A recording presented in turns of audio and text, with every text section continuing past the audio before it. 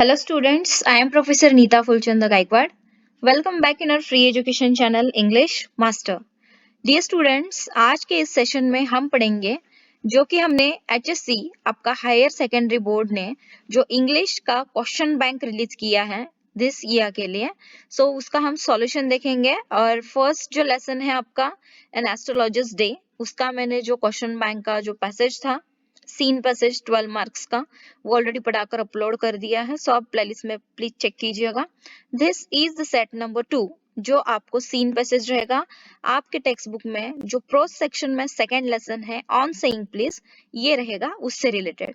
So this will be same for all streams like arts, commerce, science and MCVC. English यह एक subject है जो सभी को सेम रहता है, टेक्स्ट बुक सेम है एंड क्वेश्चन पेपर का जो मैटर है वो भी सेम रहेगा। So let's practice for the second lesson passage throughout this lecture. Channel को लाइक करना, शेयर करना, सब्सक्राइब जरूर कीजिएगा and of course thanks a lot for your love and support. Let's start. देखिए बच्चों कि यहाँ पर ये जो पैराग्राफ है, this paragraph has been taken from your second lesson on saying please. तो यहाँ पर I am not going to read the full paragraph, लेकिन आपको क्या करना है कि आपको वीडियो पॉज करना है, लेक्चर पॉज करना है, ये पूरा पैराग्राफ आप पहले खुद से पढ़ लो, राइट? बिकॉज जब आप एग्जाम में जाओगे, अगर आपके क्वेश्चन पेपर में फर्स्ट क्वेश्चन में ये पैराग्राफ आता है तो first you need to read it very carefully. मैंने ऑलरेडी आपको जो लेसन पढ़ाया है उसमें मैंने ये पूरा एक्सप्लेन किया है, सो आप लेसन का लिंक मैंने डिस्क्रिप्शन में दिया है, वो चेक करो। ऊपर आई बटन में प्लेलिस्ट में भी आपको लिंक मिल जाएगा, लेक्चर जो मैंने पढ़ाकर अपलोड कर दिया है, एक्सप्लेनेशन इन हिंदी। सो देखिएगा ये है आपका पूरा पैसेज टिल यहाँ से स्टार्ट होएगा the young man, the young lift man in a city से लेके I am just going to tell you this will be start from this line and the end of the line is this intellectual damages in this matters. Okay, so first read it very carefully. आपको exam में जब आप answer लिखोगे तो आपको इसको very carefully no पूरे पढ़ना होगा पैराग्राफ को, उसके बाद ही आपको क्वेश्चन समझ में आएंगे। जैसे कि मैंने आप सबको बताया the question number A1 this will be about, देखिए कि read the following statements and pick out the statements which expresses the intention of the writer. पहले तो बच्चों आप मीनिंग समझ लो। रीड द फॉलोइंग स्टेटमेंट्स, एक तो आपको नीचे दिए गए चार भी जो स्टेटमेंट्स है वो पढ़ने हैं। Pick out the statement which expresses the intention of the writer. इस लेसन में राइटर का इंटेंशन क्या था, ठीक है, तो वो किस स्टेटमेंट थ्रू एक्सप्रेस होता है वो आपको निकालने हैं यहाँ से ढूंढ के। फर्स्ट वाला स्टेटमेंट है there is an importance of good manners and civility, बराबर। तो यह तो इंटेंशन है राइटर का, he wants to tell us कि अच्छा बर्ताव और आप समाज में जब अच्छा एक नागरिक बन के घूमते हैं, this is an importance of good manners and civility. तो फर्स्ट वाला तो हमारा करेक्ट निकला। देन सेकेंड क्या दिया है, the wound on one self respect is more painful than physical wound. Yes, ये भी आपको सेंटेंस आपके पैसेज में आया है, आप एक बार पैसेज ध्यान से पढ़ लो। So this are the two expresses intentions which writer expresses. अभी देखेंगे हम बाकी के थर्ड वाला दिया है one needs to be courteous with liftman and strict laws can civilise people. ये तो दो बातें, ये जो दो स्टेटमेंट यहाँ पर दिए हैं, so these are not applicable.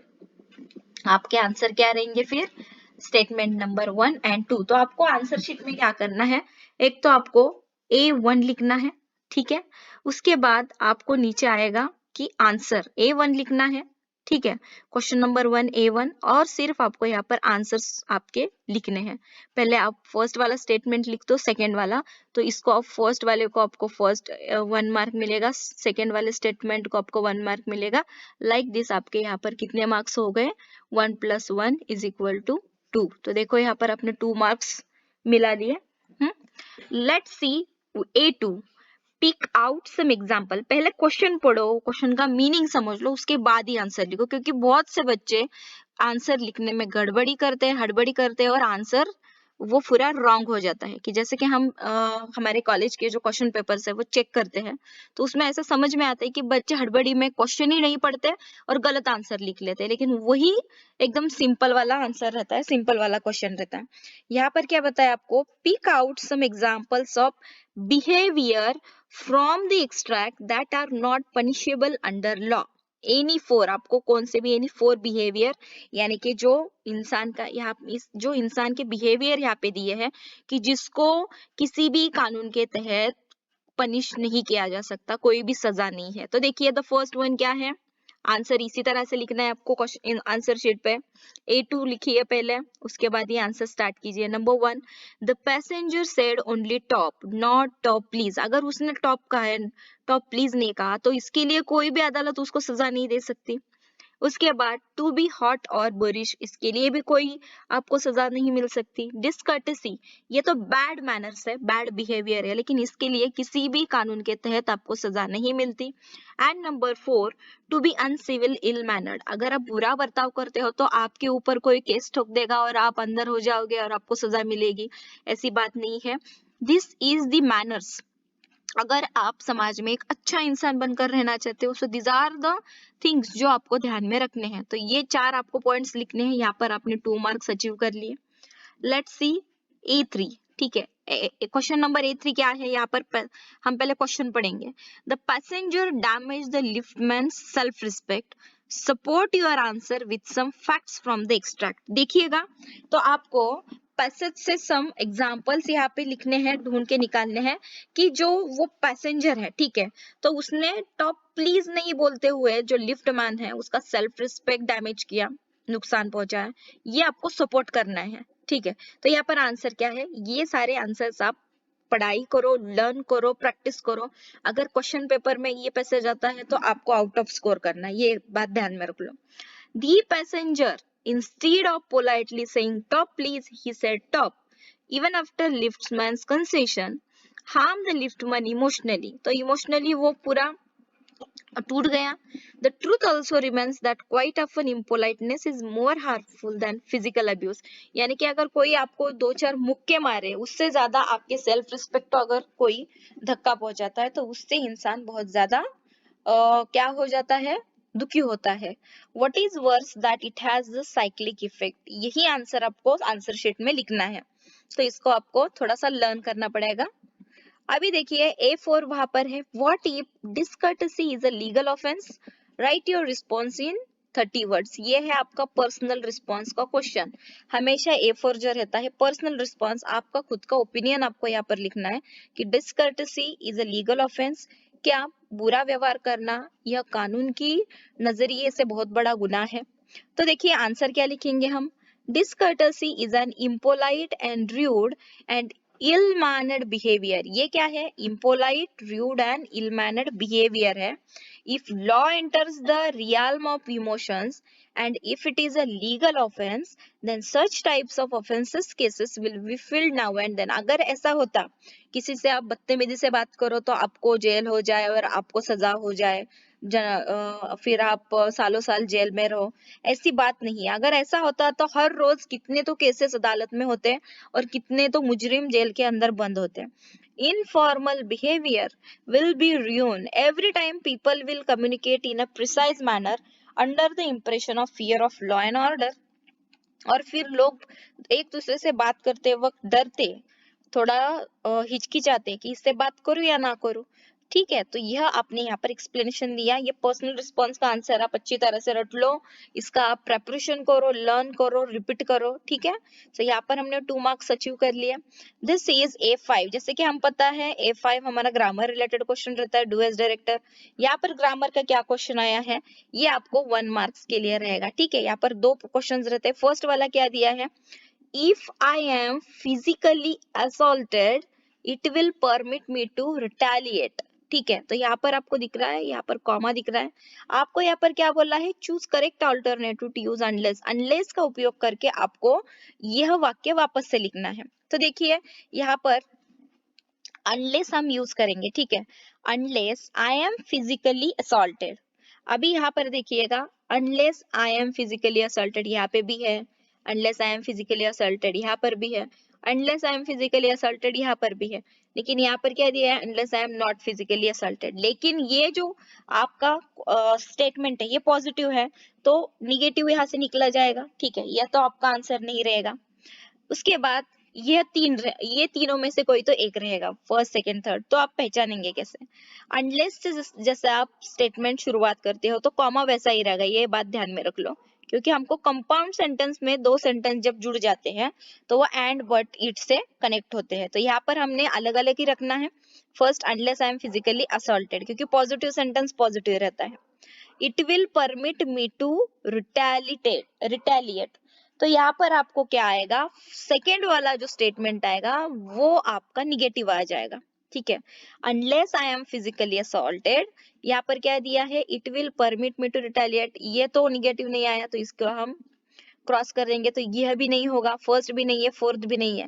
It would not permit me to retaliate, it would not, अभी विल का यहाँ पर क्या किया उन्होंने, वुड नॉट किया, लेकिन ये तो नहीं होगा क्योंकि वुड नॉट यहाँ पर नहीं आएगा, तो ये भी आपका आंसर नहीं होगा। तो आपका आंसर रहेगा unless I am physically assaulted comma as it is, it will not permit me to retaliate. Will not, will के आगे क्या आ जाएगा बच्चों, नॉट आ जाएगा, विल एज इट इज रहेगा क्योंकि वो फ्यूचर टेंस से रिलेटेड है, ठीक है। तो देखिएगा आपका करेक्ट आंसर है 3। तो इसको ढूंढेंगे कैसे, पहचानेंगे कैसे, मैंने आपको बता दिया। चलिएगा सेकेंड हम देखते हैं। The law will protect me against violent retaliation, यहाँ पर क्या बोला है, क्वेश्चन ध्यान से पढ़िएगा। Choose correct alternative to use a modal auxiliary showing obligation.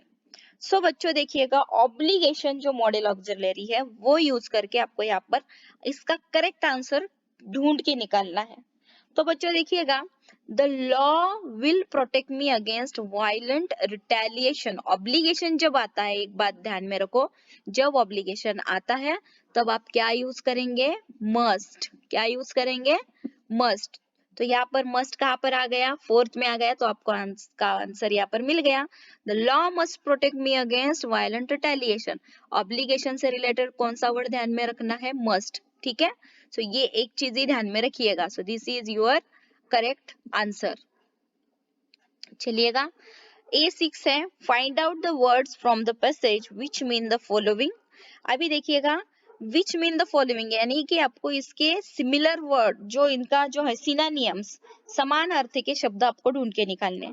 तो देखिए, लैक ऑफ कर्टसी के लिए आपके पैसेज में कौन सा वर्ड आया है, डिसकर्टसी, यानी कि लैक ऑफ कर्टसी, जो कर्टसी नहीं है, डिसकर्टसी। फाइट विद द फिस्ट यानी कि टू बॉक्स, अनकल्चर्ड यानी इल मैनर्ड, एंड अटैकर यानी एसेलेंट। देखिए ये चारों के चारों वर्ड्स ध्यान से पढ़ लेना, ध्यान में रख लेना। और इसी तरह से हमने ऑन सेइंग प्लीज का भी यहाँ पर जो सीन पैसेज है 12 मार्क्स का, यहाँ पर हमने पूरा 12 मार्क्स देख लिया। तो पहला आप एन एस्ट्रोलॉजर डे का करो, उसके बाद ऑन सेइंग प्लीज का करो। कौन से लेसन से आएगा ये हमें पता नहीं है, क्योंकि हमने बोर्ड को कौन सा क्वेश्चन पेपर आने वाला है ये तो हमको पता नहीं है, बट इनमें से भी तो कोई आएगा, राइट। जो हमने लेसन्स पढ़ रहे हैं उसमें के जो पैसेजेस यहाँ पे आए हैं, 90% चांसेस रहते हैं इसमें के ही पैसेज आने के। तो आप इसकी पढ़ाई दिल लगाकर, मन लगाकर ध्यान से करना।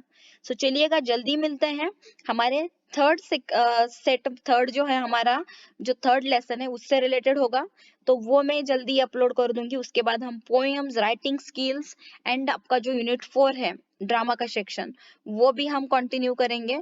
सो लेट्स सी कि आगे हमको थर्ड लेसन में कौन कौन से क्वेश्चंस आ जाएंगे। सो सारे क्वेश्चंस अच्छे से प्रिपेयर करो। मैंने लेसन्स पढ़ाए हैं, अगर आपको समझ में नहीं आ रहे हैं तो आप वो रिवाइंड करके देखो, हिंदी में पहले, मराठी में भी मीनिंग समझ लो। मैंने हिंदी टू इंग्लिश में, इंग्लिश टू हिंदी भी कन्वर्ट किया है, इंग्लिश टू मराठी भी मैंने पढ़ाया है।